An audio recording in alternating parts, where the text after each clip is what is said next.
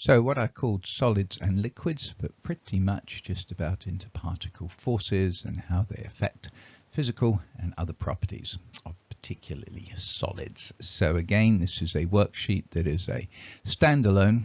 While there's a lot of this material on the A level, it's kind of tied in with other bigger concepts. So there's not going to be an A-level solids worksheet, but instead those questions found in various things, such as the organic molecules ones, such as the main group descriptive ones. But anyway, here we go, a worksheet devoted to interparticle forces. First thing you have to do is know the types. So what type exists in all solid substances? Well, you either know it or you don't. It's a London dispersion. Now notice I use London dispersion. At A level, you would say van der Waals. This is an incorrect thing. More correct is that van der Waals forces are like the whole collection of intermolecular forces. But anyway, London dispersion, the correct one. Van der Waals forces, what you will probably be required to put on A level. Which volume not match with the appropriate dominant form of interparticle force present in the solid. Very important that you can look at most common substances and know what type of interparticle force that there is. So first thing is looking at the periodic table. Very, very easy to identify metals. So osmium there is a transition metal. So therefore it's actually going to have metallic forces with it. So that's the one that's not matched. But as always, for multiple choice, let's go through, make sure that everything else is correct. So hexane, London dispersion. Hexane is a non-polar covalent molecule. Thus it will indeed have London dispersion forces. SiO2, silicon dioxide. This is one of those special ones that you need to know that is a network covalent species along with diamond, along with graphite and so forth. So there's the pretty little structure of it. So you can see silicon's tetrahedral bridged by oxygens just going on and on and on and on. So that is correct. CH3F dipole. I'll draw it out. I hope you will agree that this is a polar molecule.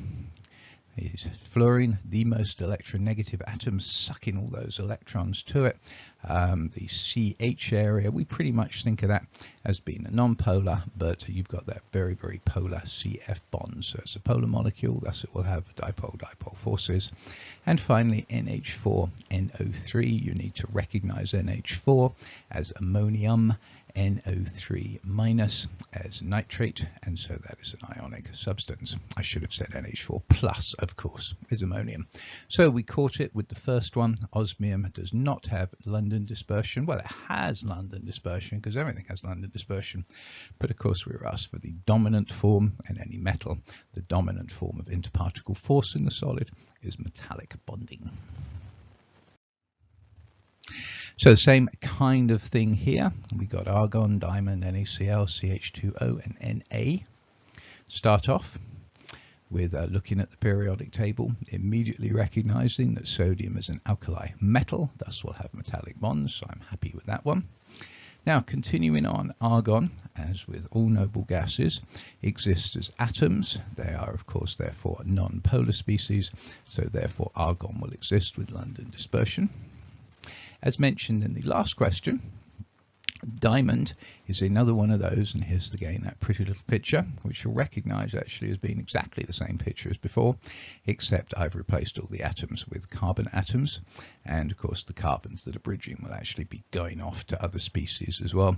Anyway, very, very pretty little structure. That's the covalent network form of diamond. And so therefore, while it has London dispersion, the dominant form of interparticle force are of course covalent bonds. NaCl, you better know by now, sodium chloride is ionic, so that's fine. CH2O, well, that's the structure of it. Slightly negative oxygen, slightly positive carbon, and of course that carbon-oxygen double bond, nice and polar, and so therefore this is a polar molecule, therefore it will have dipole-dipole interactions. So the one that is incorrect is diamond, which while again it does have London dispersion, the primary dominant form of interparticle force that would have to be broken in order to melt diamond are covalent bonds.